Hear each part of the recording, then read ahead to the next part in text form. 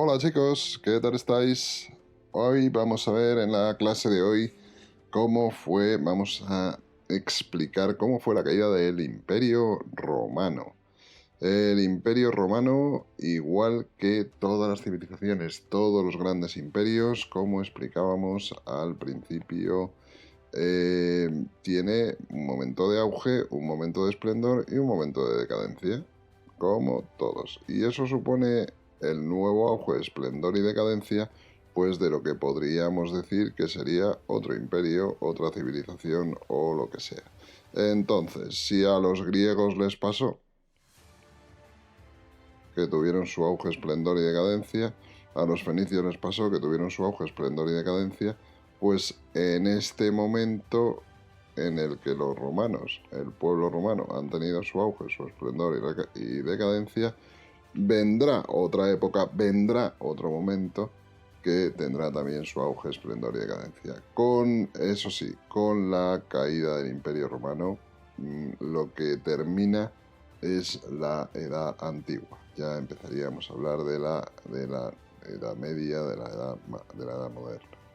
Bien, vamos con el momento en el que consideramos el declive o la caída, el comienzo más o menos de lo que sería la decadencia del Imperio Romano. Entonces podríamos hablar del siglo III después de Cristo. Le tenemos que poner una fecha, se la ponemos a siglo III después de Cristo.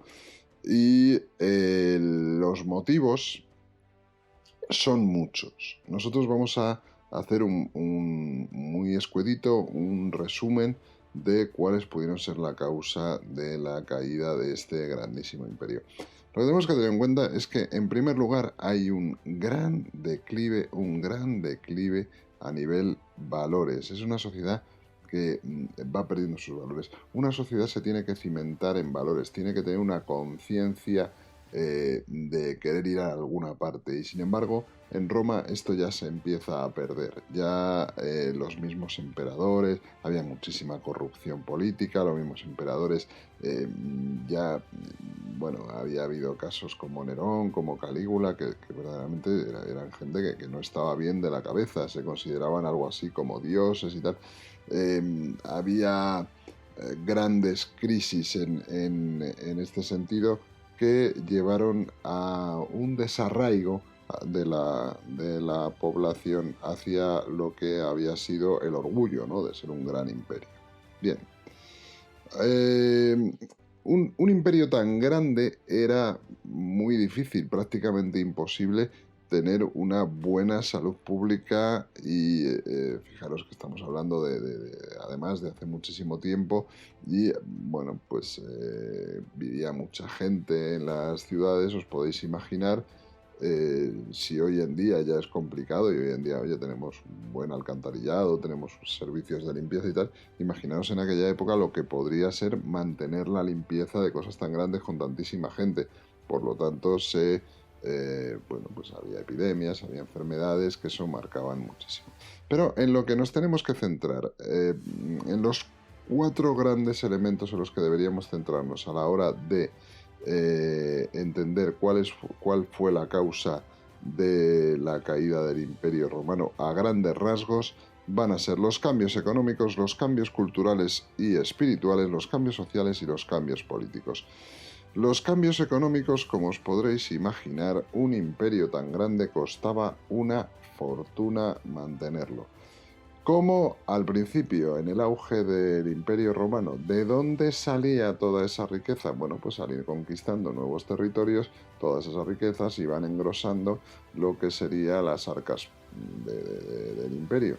Pero a medida que el imperio dejó de expandirse, perdón, mantener eso costaba una auténtica fortuna, muy difícil de mantener, y eso provocó que también tuvieran que, imaginaros, los templos, todo aquello que tenían construido, pues hubo que subir los impuestos a la población, ¿vale? Eso lo vamos a ver ahora.